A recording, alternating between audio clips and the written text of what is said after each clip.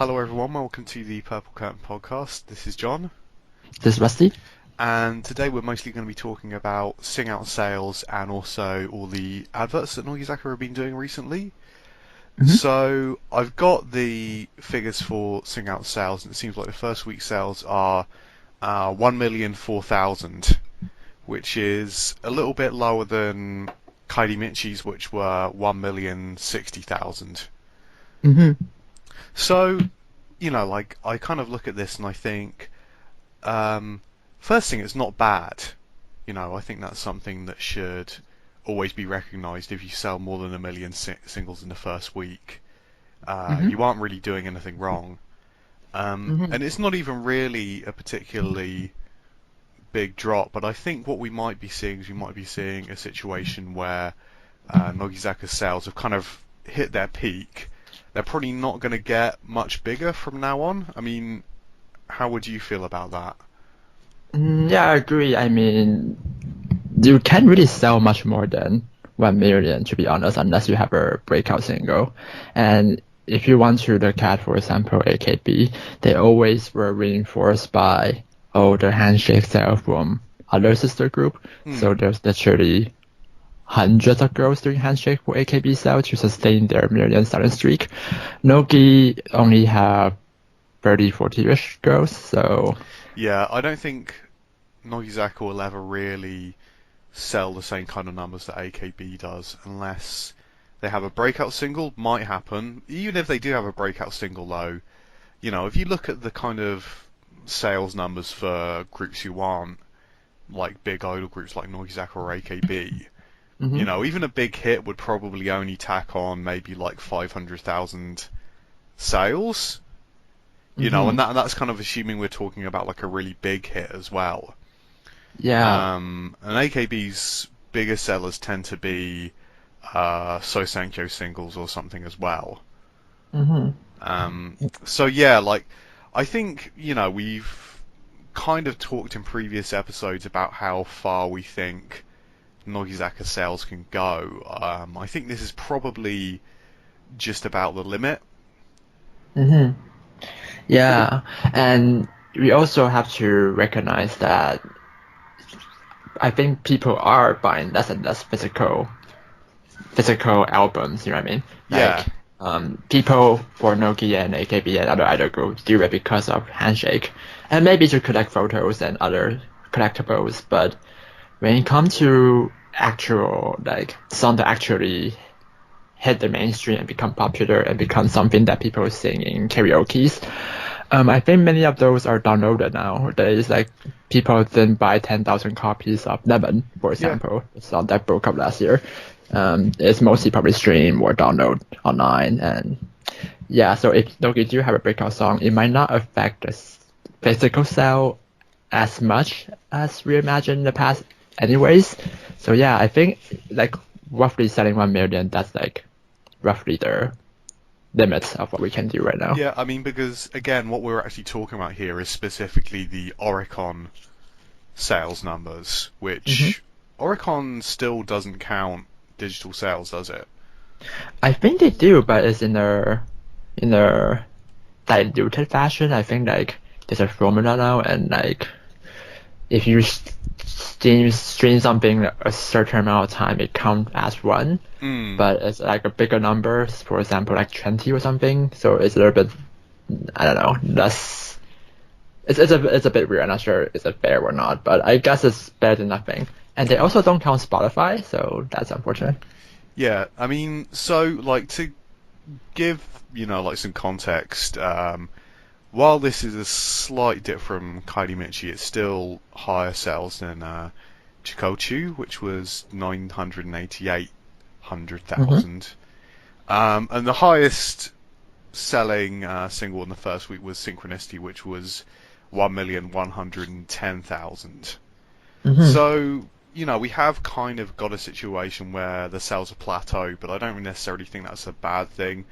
I think there's a finite a finite audience for idol music, hmm and I kind of feel like Nogizaka did take a big chunk out of AKB in the last couple of years.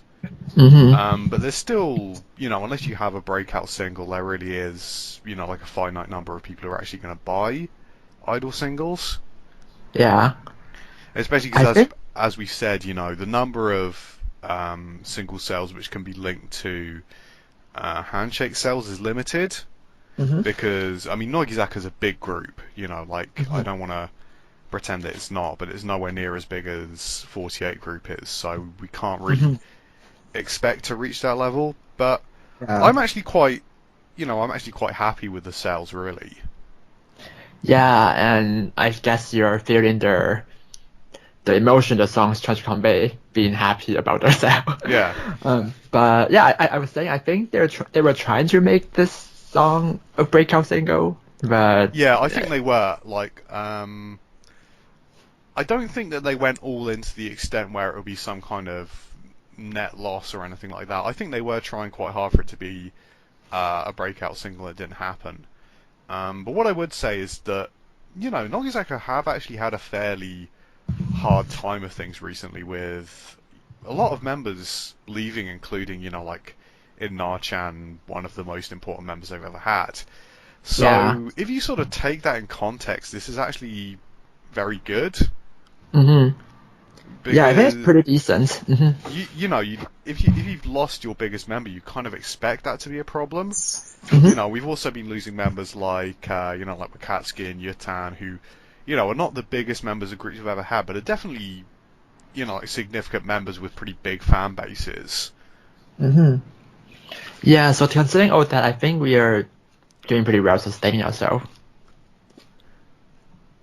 So yeah, like I Hmm. think that's I think that's just about all we have to say. But I think the thing that I wanted to get across is these numbers aren't quite as high as we'd have hoped, especially in the kind of period in 2016 and 17 where the numbers were going up very rapidly. Hmm. But I think if about 1 million sales is the point at which Nogizaka kind of levels off, that's a good place to level off. I think so. Especially when the group is kind of having some problems with, you know, it's now the time when the original gen has to hand over. So Hmm. it's a pretty difficult time, but they seem to be dealing with it rather well. Yeah, I'm pretty sure it's harder to increase your sale the higher your up you go. So I think yeah, it's not that easy to get much higher than 1 million. So I think we're in a pretty good place right now.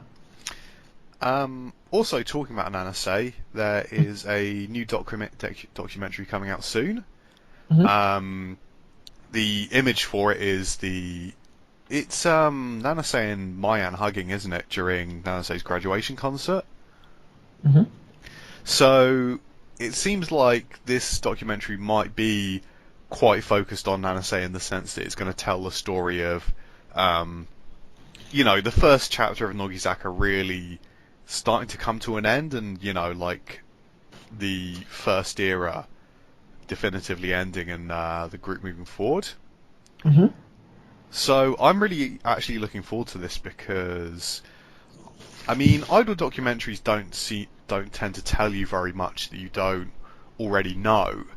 Hmm. But I would say that in terms of, the progression of the group between the first documentary and now, it's quite a exciting story, and I'm looking forward to seeing that. Yeah, I mean it's been a while actually, and had it not come out, I wouldn't have been reminded of the first documentary. And like after it came out, it made me realize that it'd been a long time since the first documentary, and like it feels like a much longer span than when AKB did theirs. Yeah, because I think when AKB was at its peak, I think it was doing the documentaries almost yearly. Yeah. So in So comparison, the gap is quite huge here. yeah, I think there's going to be quite a lot to tell, and I think idol documentaries tend not to tell you much that management doesn't want you to know. But I think that well-made ones tend to tell you something interesting, at least. Hmm.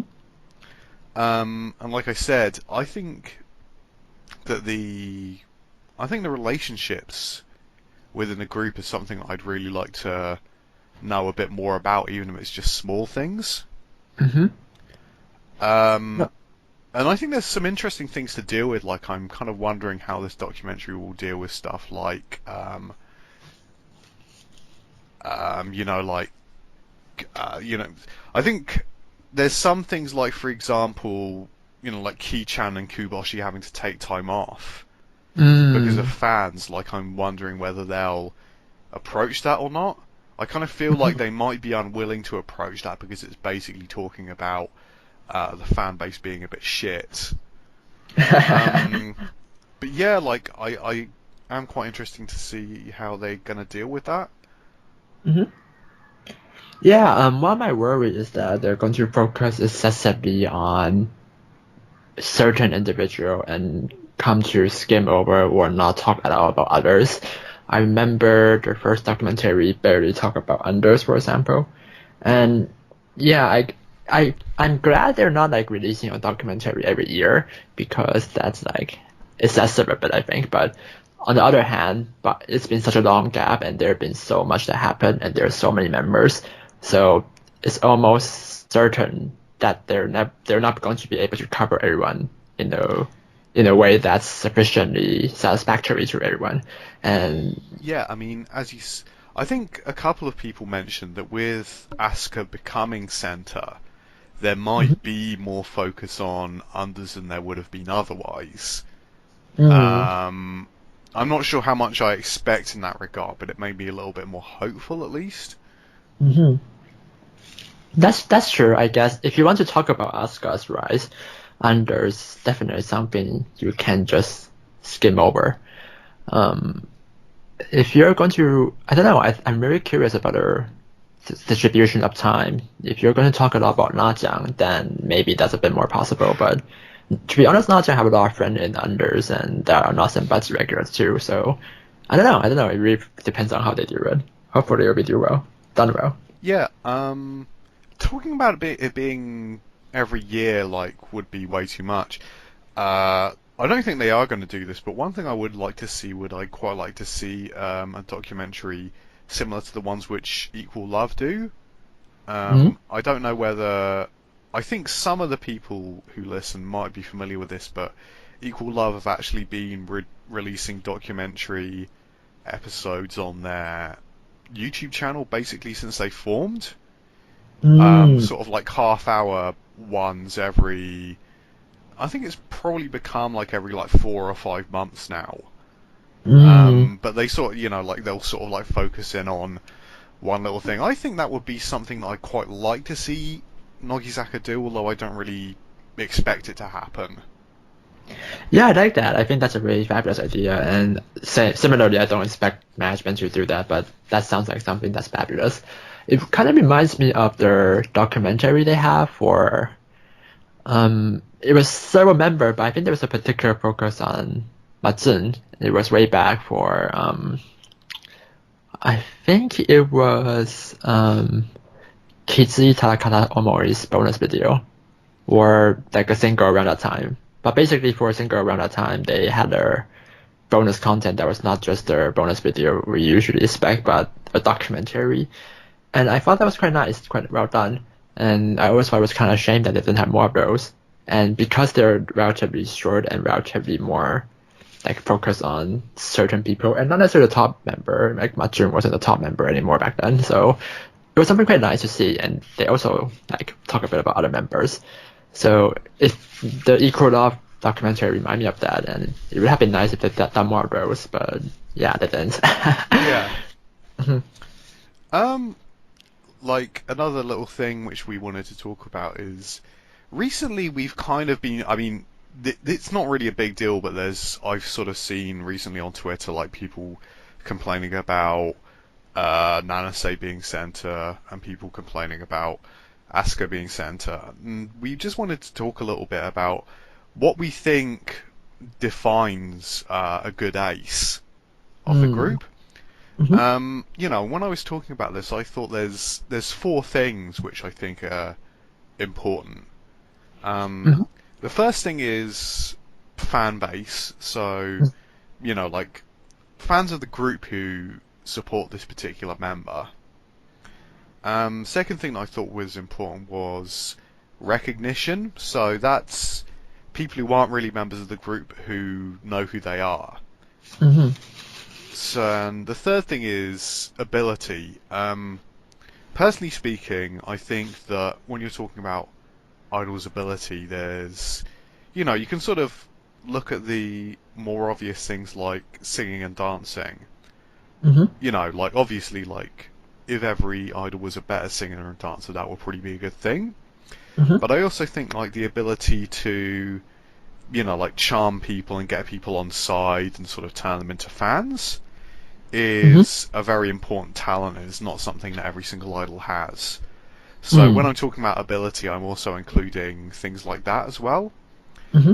And I also think, as a fourth important aspect of being an ace, I think it's important to, in some way, personify the feeling of the group. And Mm-hmm. that's something that's very vague and it's quite indistinct, so whether or not you believe a specific member will personify the group in that way will be very much up to your personal interpretation. Mm-hmm. Um, but I kind of think that if you combine those four things together, that's why I thought Nanase was a good ace. Mm-hmm. Because within the group she's got a big fan base. I think probably the biggest.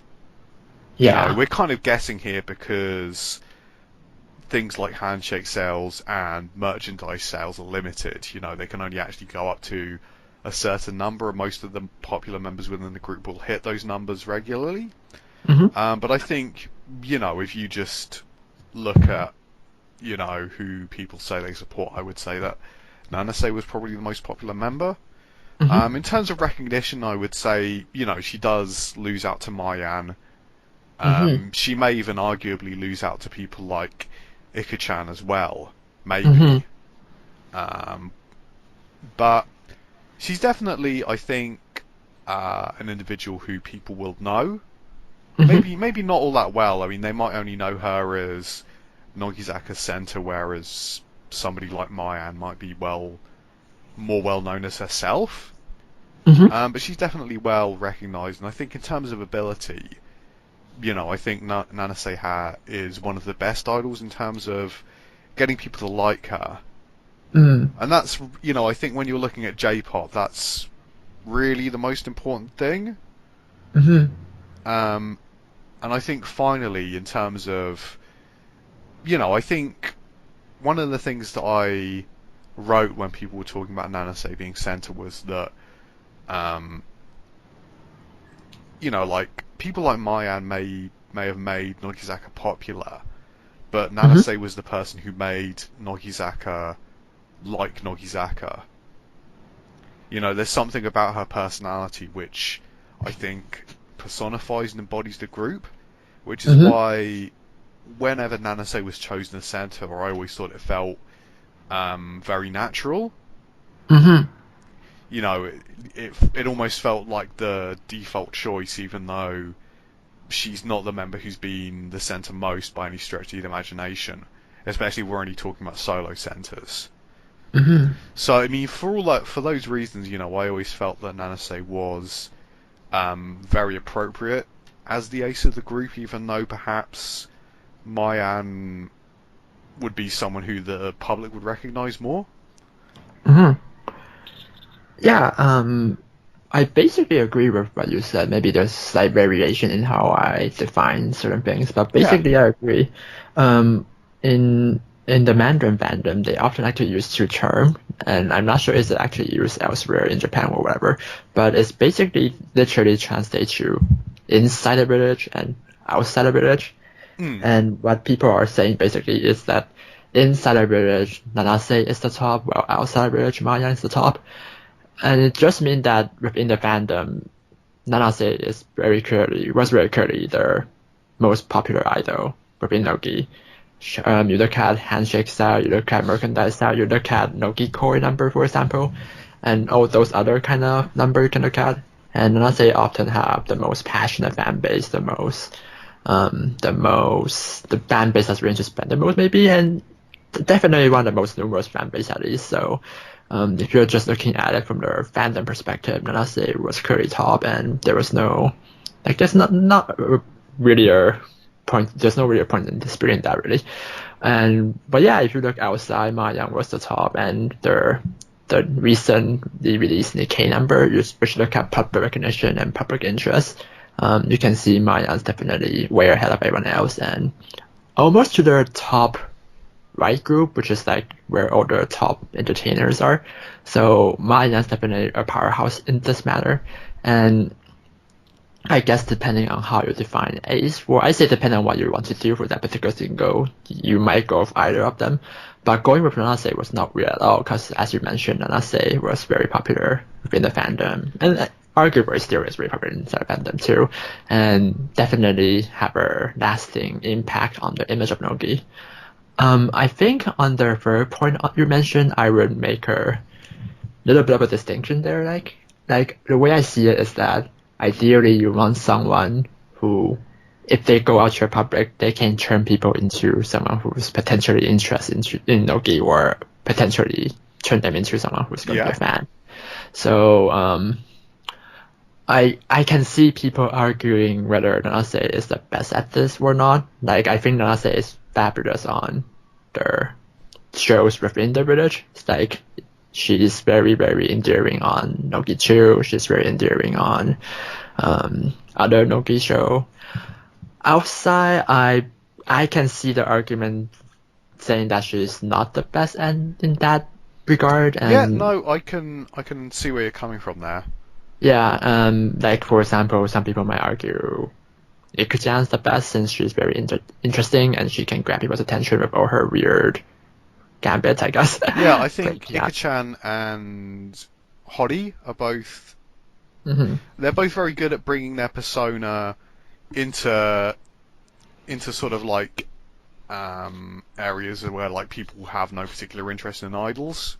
Mm-hmm. Yeah, but I don't think that's the most important thing. I think that's something that's definitely would help, and I don't think that necessarily disqualified Nanase. I think all the other things that we mentioned, the other qualities Nanase bring, it really clearly mark her out as an ace. Like, if not her, who else? I guess you can argue that there's many people within Nogi that arguably qualify as one, but I think Nanase is definitely one of them. Yeah, which brings me on to the other thing I wanted to say, which is that part of the reason why I think Asuka is so promising as the ace of the group going forward is that I think she's a member who covers all of those areas which I was talking about. That's true. I mean, especially because when Asuka first entered, I would say that, she wasn't really all that well known by people outside of the fandom. But I really feel increasingly that she is. I mean, it's like you see, for example, a lot of the third gens who applied to, not the third gens, the fourth gens, who weren't sure whether they're applying for Kayakizaka or Nogizaka. That group very, very strongly said that like Asuka was one of their favourite members. There's lots and lots of there's lots and lots of girls within that particular audition group who said that Asuka was their favourite member. Asuka is increasingly appearing on like a lot more magazines than she ever used to. She's now quite sort of like free, and she's sort of like appearing on like a very wide selection, and it feels as though I kind of get the impression that there are increasingly a lot more teenage girls who look up to Asuka. And I think that, like Asuka is an idol who has the potential to make quite a big impact on younger female fans. So I kind of think that, if Asuka continues on the way she is now, she will become like a publicly recognised face. And obviously, she's very, very popular within the fan base already. I think Asuka is, again, like talking about the ability to win people over, like she's definitely got that. And I think that when it comes to, like the idea of embodying and personifying the group, like Asuka is the member who has been with the group from the very first day, and Hmm. you've sort of like seen her grow up in the same way that the group has grown up. So I think she really like scores highly on that as well. Hmm. So I think if Asuka fulfills her potential and she becomes like an iconic figure with teenage girls in the way it looks like she might do, Hmm. she'd be pretty much perfect. Hmm. Yeah, I agree. I think not only did she grew up with Nogi and she's been there from the very start, she also went through all the different aspect of Nogi. She was under, she was senbatsu, and she's now center. So she's a full package, I guess. She had the full experience, and I think that really helps. Also, I think she's low key very funny. Like Yeah, she she is. she's not necessarily a slapstick kind of comedian. Like she's not like doing thing that like it's not like her physical movements funny, but she's just sometimes say weird thing and do weird stuff, and it's very entertaining. And I think that's something that people might not necessarily appreciate enough. And I yeah, I think, agree. yeah, Yeah. firstly, I think Nazca's funny, but I think that the thing that comes across when I watch her on Mm-hmm. TV shows which aren't specifically idol related shows is that Mm-hmm. she's very confident about displaying her own personality. Mm. I think her ego is quite strong, like for example, when they were on Tetsuko's show, like they Mm-hmm. were asked about marriage and like Asuka just said, it's unlikely that I'm ever gonna get married because I think I'd need to do it for a specific reason. Mm-hmm. And That's true. it's statements like that which just sort of show um, she's not reticent. Conforming. Yeah, it's Yeah. partly that she's slightly nonconformist, but it's Mm-hmm. also that I think she's not at all shy about expressing her own opinions, which Yeah. reminds me of like idols. Like if you look at 48 Group, that reminds me of someone like Sashi Hararino, even though Mm-hmm. um, she's not as like overtly a comic character, but Yeah. she's got the same kind of ego to sort of say what's on her mind.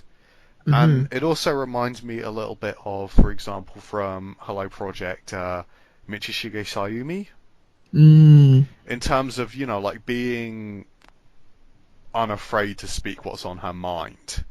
And Mm-hmm. that's the kind of thing that I think is going to actually, firstly, make TV producers want to have her on their show. Mm-hmm. But I think it's also going to be something which will, when people are watching their show, if the idol says what you expect them to say, you might like them, but that wouldn't be particularly interesting. Mm-hmm. But Asuka has a kind of like habit of saying things which are both, like they make you like her and they're interesting as well. Mm-hmm. Yeah, I think that's definitely true. And also, she's becoming quite a superstar on the walkway. I think she's clearly one of Nogi that get the loudest cheer whenever she's on those like Tokyo Girls or different kind of Yeah, walks. And she's really good at it too. I still think she's like the Nogi member that's best at doing those catwalks. yeah. Well, Tokyo Like, Girls Award was actually probably the thing that first clued me into how much teenage girls seem to like Asuka. Because she mm-mm. always gets a really big cheer. Like, I mean, you could sort of people like Mayan also gets a big cheer. People like Minami and Zuki always get like pretty good cheers, but they're not on the same level as Mayan and Asuka. Mm-hmm. Yeah. Also, I think there actually was a version that Oshida Asuka. I think Lenka and Lilia both did, Right, and right. Lenka probably still do. And I think there's one more member. I think it's Leno. I don't quite remember, but yeah, there was three member. I think that Oshida Asuka. So even back when Virgin were auditioning, she was already having her like her impact, I guess. Yeah. Hmm. So, is there anything else you want to say about the kind of like, what makes a good ace? No, I think we've been pretty exhausted to be honest. Yeah. Hmm. So, moving on, like, there's been quite a lot of ads that Nogizaka have done recently, and we just wanted to talk a little bit about some of them in terms of, what they mean for the group and some of the individual members.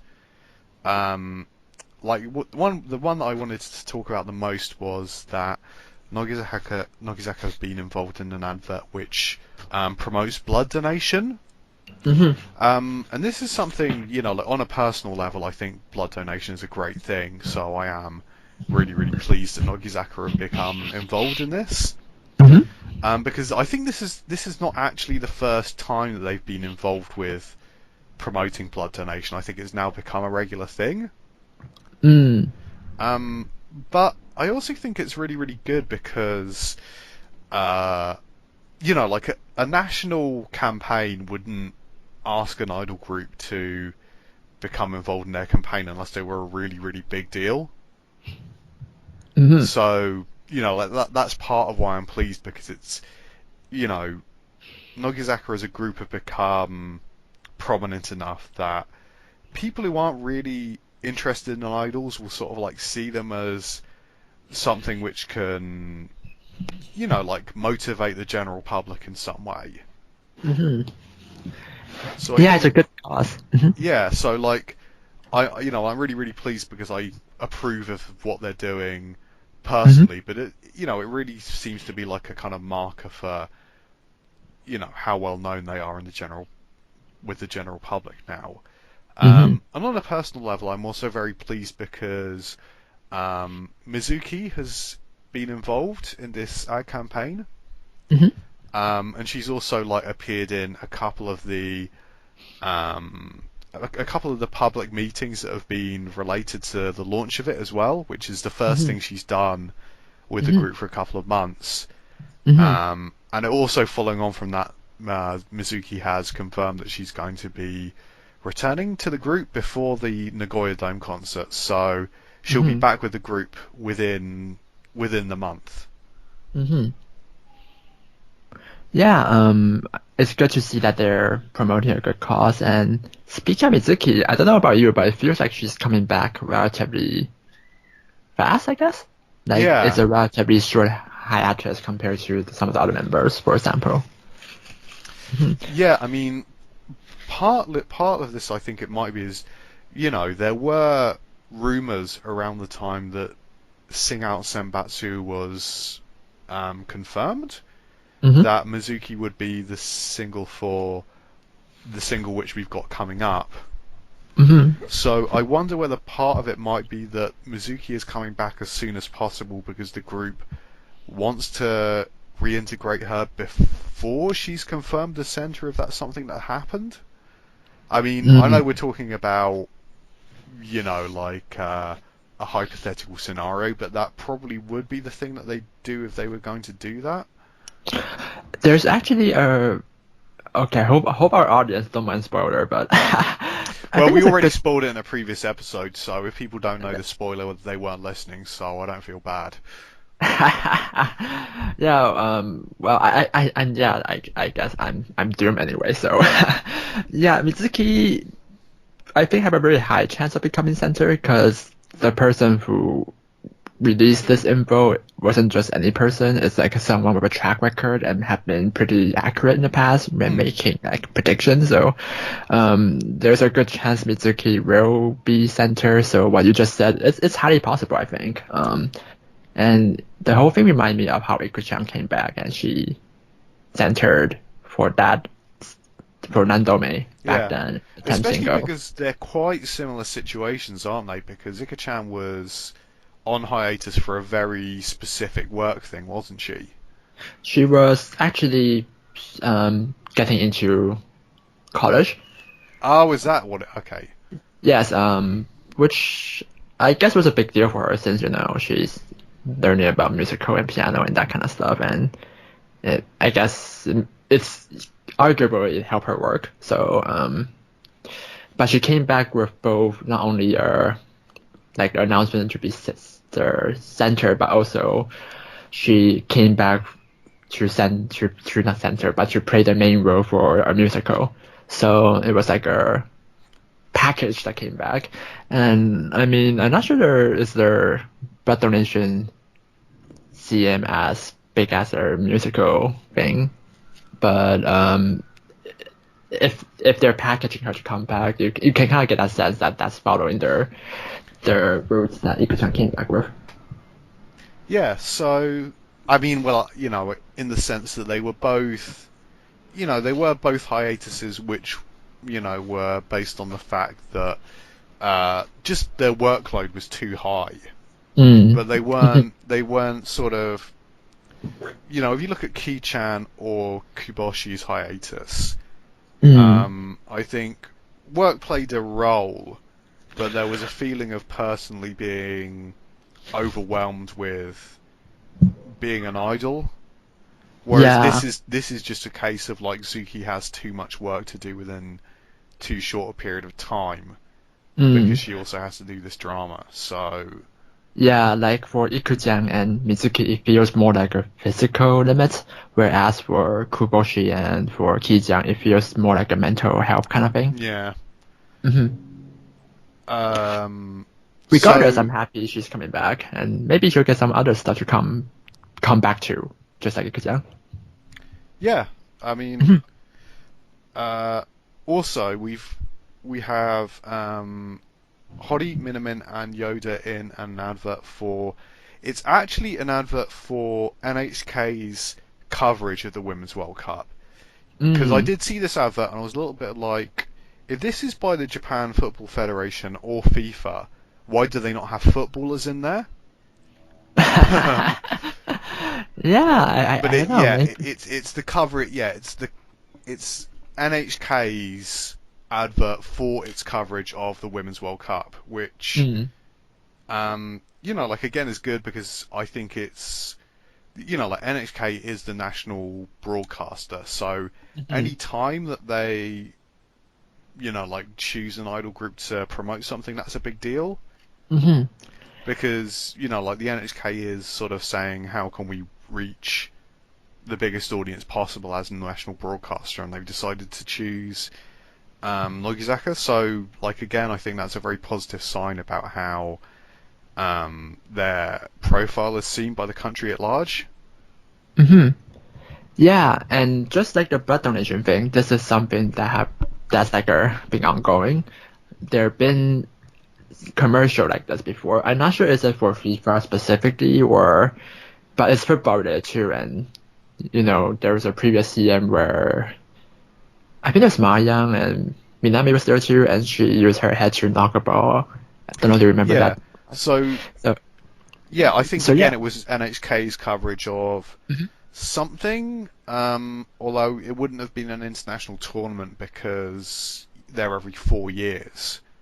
Mm. It may have been the Women's Asian Cup, perhaps? Probably something like that. I'm not too sure exactly what, but yeah, there's been a history of this, and Because I usually like them. I Hmm. think that the European Cup is 2 years before the World Cup, and the Asian Cup is 1 year before, so that might have been what it was. Hmm. Hmm. Possibly.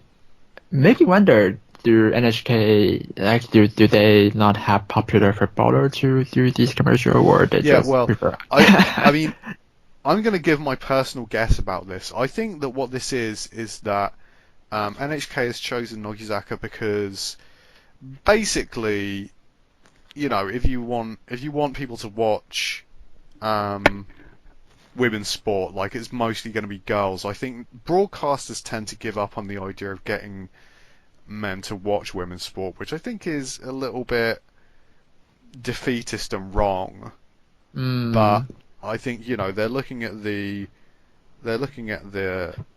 demographic is going to watch it as being younger women, and they've Hmm. decided that Nogizaka is the thing which is most likely to get women to pay attention to what's on screen and then watch. Hmm. I'm not convinced it's the best idea. Hmm. I think they should just use the footballers, but I mean, while that sort of like doesn't say much that's good about um, television executive policy, it doesn't make television executive policy look good, but it does make Nogizaka look good in the sense that if they want, iconic figures for young women and they've chosen Nogizaka, that's a good thing. Mm. But maybe they should just be choosing the footballers. Mm-hmm. Yeah, or maybe they're hoping to rope in some male Nogi fans too. Yeah.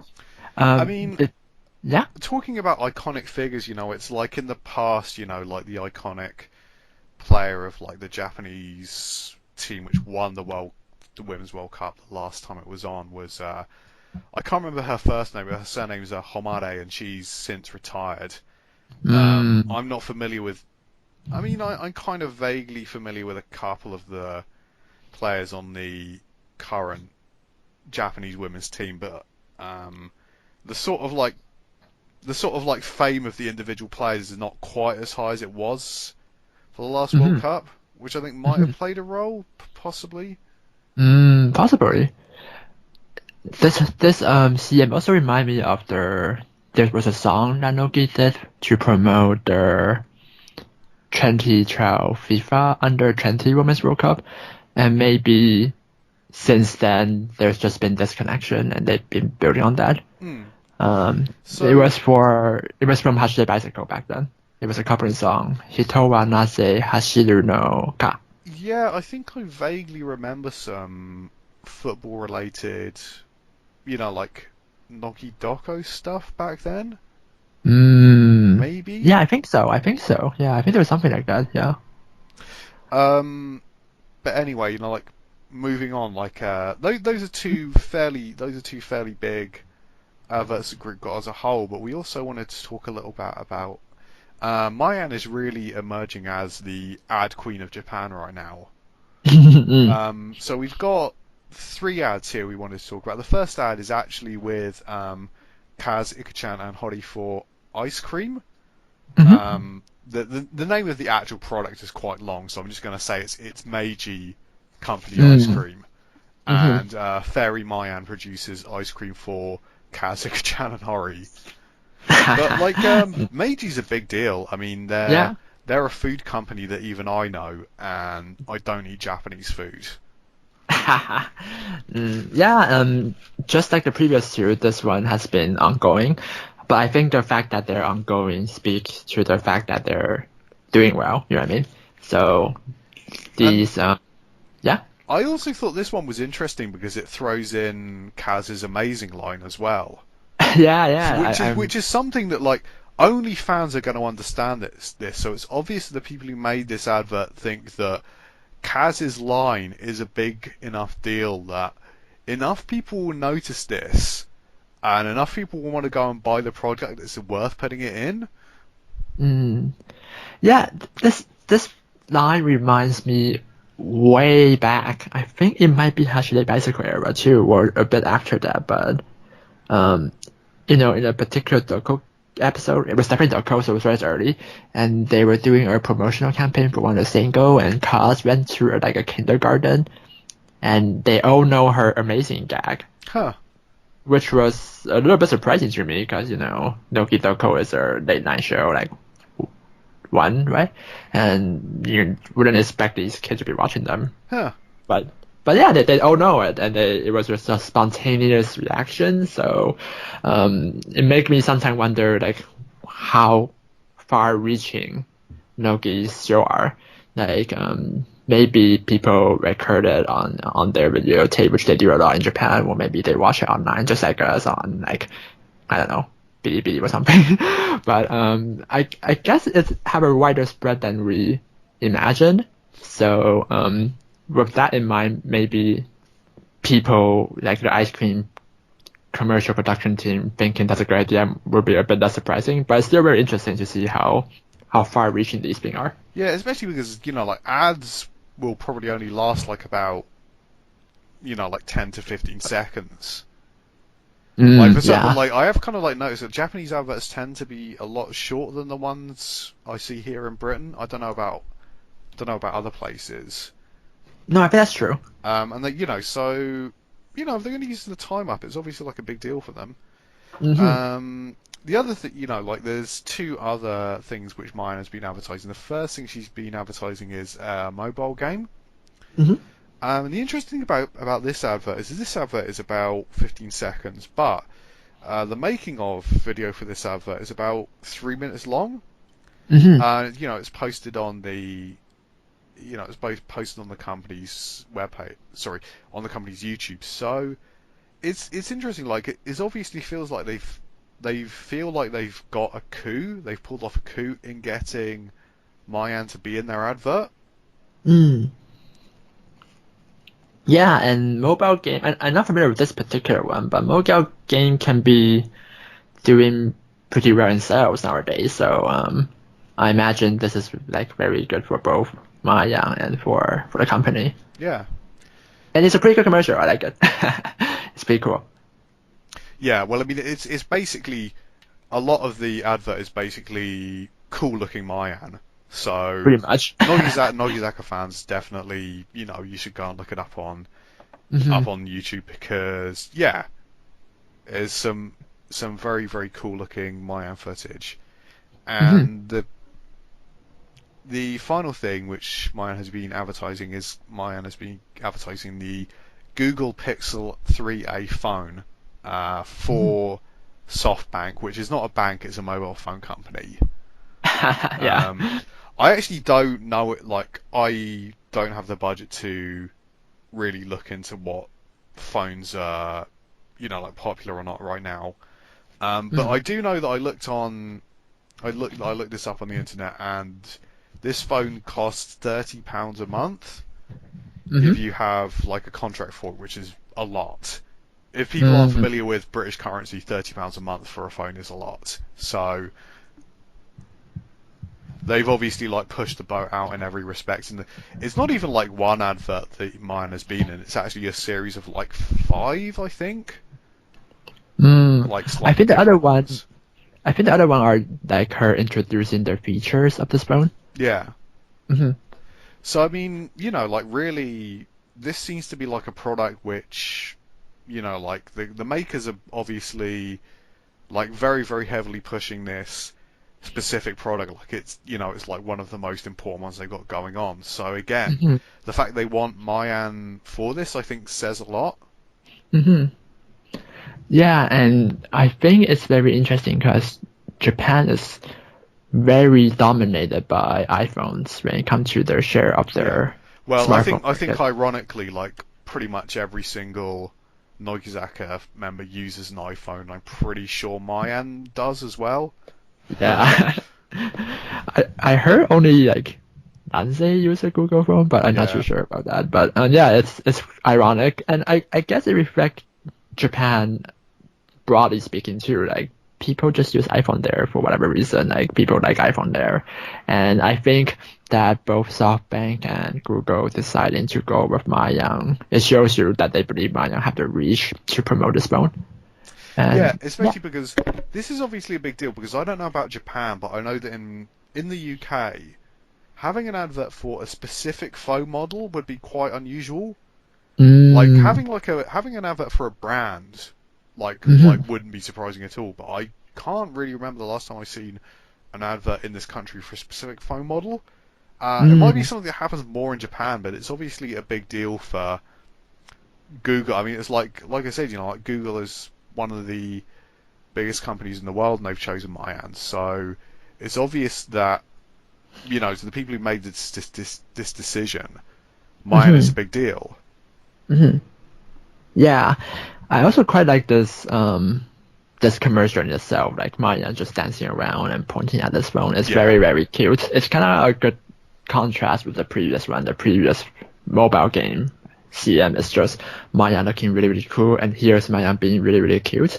And yeah, it's very enjoyable to see both of these and have good commercial to use you know, Maya. And and one last point is Mayan has been doing adverts for SoftBank already, mm, but she's been mm, doing it with other people and other people who are quite famous. yeah, yeah. And she is the one from that group which SoftBank chose for this advert, Hmm. which I also think says quite a lot as well. Hmm. Yeah, I Um, agree. And the previous commercial were also really well made. They were like I wish they made a drama of it.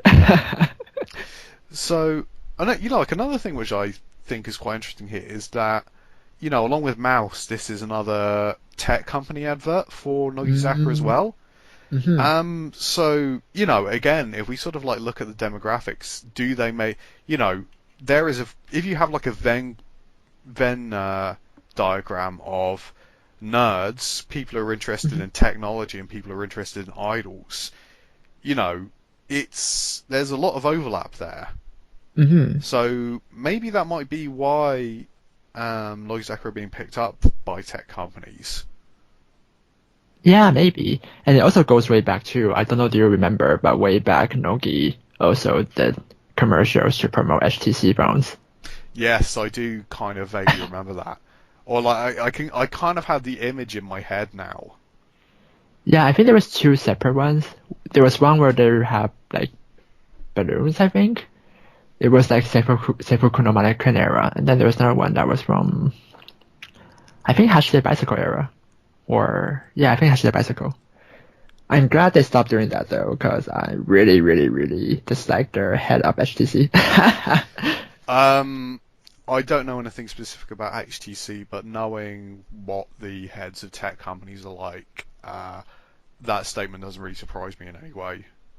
Yeah, she's their head, like she's in Taiwan, like actually she's a Chinese company, but she's funding like anti-LGBT groups. Yeah, that's not good. That Yeah, that that's that's not a good thing for that to be the only thing I know about them. yeah, but actually she's dying anyway, so rip. Okay. Okay, moving on. I think that you have one more commercial, right? Yes, there is one more commercial. hmm The commercial is the Taiwan 7-Eleven adverts. hmm We were following on from talking about the Taiwan 7-Eleven adverts in a previous episode, but there is a new one. hmm This one has got Kuboshi, Asuka, and Yoda. So hmm Hori is not actually appearing in this one. I think Yoda's replaced her. mm It's probably just a scheduling thing, I'd imagine. hmm But Yeah. this one is kind of like promoting. It seems to be the idea of like healthy eating adverts are usually about eating more vegetables, but this one seems to be like more about healthy eating because you've got like the people in the advert are all eating like a bunch of the same thing, and Nogizaka come along and sort of say, wouldn't it be exciting if you had a whole bunch of different kinds of food here? Like, I mean, I can't. Obviously, Mhm. I don't understand the language, but that seemed to be what the advert was all about. Yeah, kind of. Basically, it's saying that you're eating either the same thing every day or something very unhealthy or whatnot. And here come the three Nogis who are going to introduce you food that not only are healthy but very delicious. And I think that's the whole idea. Like, Sarah want to promote these set food that are both, in their opinion, of course, healthy and Yeah, in delicious. their And they, opinion. yeah, But I never you tried know, that. like, Mhm. I don't know what exactly it is, but I know that the food that Nogizaka is handing like various people in the adverts are at least like mixed, if nothing else. Mm. Yeah, I mean, I don't know. Did it taste good? I mean, Taiwan 7-Eleven food are pretty good, to be fair. So I don't doubt these are not gonna be too bad in taste. But yeah, I'm not in Taiwan right now. I can't taste them. I But mean, it is still convenience store food. yes, although yeah, yeah, Taiwan's convenience store are kind of famous for being very, very, very convenient and like in a good way. I don't know. It's hard to describe. Like they master the art of being a convenience store. That's what I Right. can say. Their food there are usually very fresh and very very good. They're expensive though. They're still expensive, relative speaking. But they're yeah. Anyways, But it's I like it's kind of interesting because here in the UK, mhm. we have stores which kind of have some of the elements of convenience stores, but we don't really have them in the same way that you do in like North America or Mm, Asia. It's like we don't really have we have things like news agents which will sort of like sell like newspapers and like booze and fags and mm, magazines and like Chris and like fizzy drinks and stuff, but it's not really the same kind of idea where you have a store which sells everything but more expensive, which is, Mm, like what I feel like convenience stores are in other places. I think the difference, like here in Canada, the convenience store is much inferior to the Taiwanese one too. I Right, think okay. I think one of the key differences first, Taiwan is much more dense population-wise. So it means that the convenience store are going to have a lot more customer because it's just a lot more densely populated, so people go there a lot more. And secondly, because it is a more dense environment, it allows them to be resupplied much more frequently, so all the food are fresh. Hmm. And because urban life is busy and people look for convenience, convenience store have a lot of customers that go there for convenience. So and also Taiwan is very hot, right? So people often go to convenience store for cold drinks. And Air yeah, I conditioning. think it's a mix of many different things, but it make the convenience store, in particular 7-Eleven, very very efficient and effective in Taiwan, and they know what they're doing. They master the art of being a convenience store, and it's like almost a paradigm now in Taiwan. Like you can find one 7-Eleven in every corner of the streets, and they do everything for you. Like you can go send postal package, you can receive your Amazon order, you can buy um, concert tickets through passport, not passport, but through like government service there even buy your transit ticket and pass, and like they're very full ranging. I think they even have like pumps for your bicycle if you need to like fix your bicycle up Hmm. after a trip.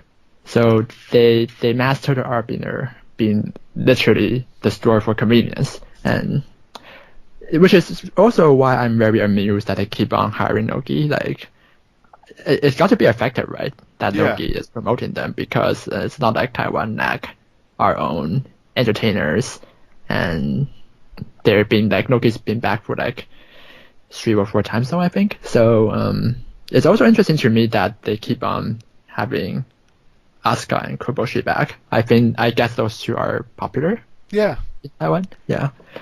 So yeah, that's very interesting to me. Yeah, like, and I also think that it it's sort of like, I mean, Nogizaka's future probably won't depend upon breaking into other Asian markets. The Japanese market will always be there and always be big enough for a popular idol group to survive. Hmm. But I definitely think it would be nice if Nogizaka became more popular across Asia. Hmm. Um, Yeah. I mean, them becoming popular in Europe is just like an absolutely implausible idea. But Yeah. yeah, like I think that I definitely think it would be like nice if they were more popular across Asia and more active as well. Hmm. Because, like I know that there's a whole bunch of people I talk to on Twitter are from Southeast Asia. So if Mm-hmm. Nogizaka like visited those places and they could actually go and see them live and stuff, I think that would be great. Hmm.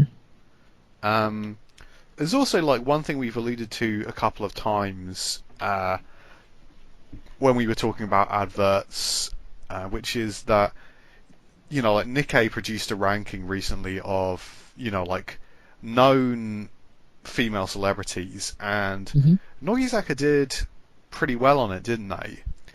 Because Yeah. there's two criteria. There's knowing the celebrity and being interested in the celebrity, Hmm. and most of the popular Nogizaka members did not as well as, for example, like AKB's most famous members, or also like Momohiro Clover Z, I think did very well on this ranking as well. Hmm. But Nogizaka did very well in terms of comparing knowledge and interest.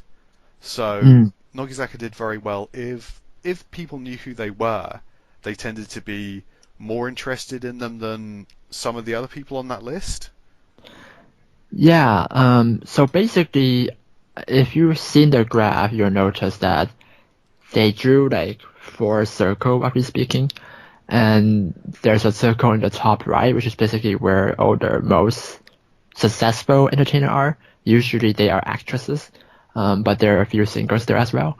And then there's a circle like in the top middle, and they describe that as emerging artists, so people who are moving toward the top right corner, but not quite there yet. Okay, I And think I then might have actually been talking about a different thing to you, but actually, please I think please continue so okay, I can no learn worries. what you're talking about. No worries. I think what you're talking about is basically what Milan, like Milan just look at the graph and write down the numbers. So I think you're Right, talking about the same okay. thing. Yeah. But I'm talking about the original graph, which Oh, well, okay. Nikkei. So it is the same thing then. It's just Yes. like okay, right. Yeah. So the original graph, there's these circle on this horizontal and vertical thing, and on the top left corner, it's basically where people are starting off. That's what, well, at least that's how they describe them. And then there's a last circle which they draw on the bottom right. This is what they called how to describe this? Like people know but aren't as interested in. Yeah. So you don't want to be there. Unfortunately, a lot of AKB members, like the top AKB members, are there. For example, Jung will probably be around there. So they are well known, but people aren't necessarily as interested in her, in general speaking. And Nogi generally do well. Most Nogi aren't that well known, maybe with the possible exception of Ma Yang. Ma Yang's pretty close to the top right circle. She's literally like a spot away. And to be honest, the circle is probably arbitrarily drawn, so you can argue she's in that anyway. Hmm. So you can argue Ma Yang's now among one of the most successful entertainers in their industry. So Ma Yang's doing pretty well. Beside Ma Yang, Ikuchan and Asuka also have seen a rise in their recognition. And usually what happens when you have a rise in recognition is the people who are interested in you will drop. And I think that makes sense because you might become more famous, but not everybody's going to be your idol fan and not everybody's going to be interested in you. And I think that's basically what happened with AKB member. They might become a lot more famous, but their fan base is still like roughly the same or maybe slightly bigger, but not big enough in proportion to if they were less famous. So a lot of Nogi member and Sakamichi member in general are in the top left corner. So they have a low recognition of 10%, but among that 10%, 9%, 90% of them were like them, were interested in them. But, if you're like Mayan, for example, you get to like 60, 70% recognition, that dropped to like 60, 70s. I think Mayan is like 75, which is pretty good, but it's a noticeable drop from if you're in their top left corner. But yeah, I think Mayan's moving in a very good direction. She's arguably among the most successful artists right now, whereas Ikujang and Asuka are both seeing a improvement and a slight drop in like I'm interested in them, but like compared to their increase in recognition, I don't think it's a big deal. Okay, so I think that's everything we wanted to talk about this week. Did you have anything left you wanted to talk about? I don't think so. I think it's mostly the CM and their ace discussion, and I think we covered everything, right? Yeah. So it's goodbye from me, John. And goodbye from me, Rusty.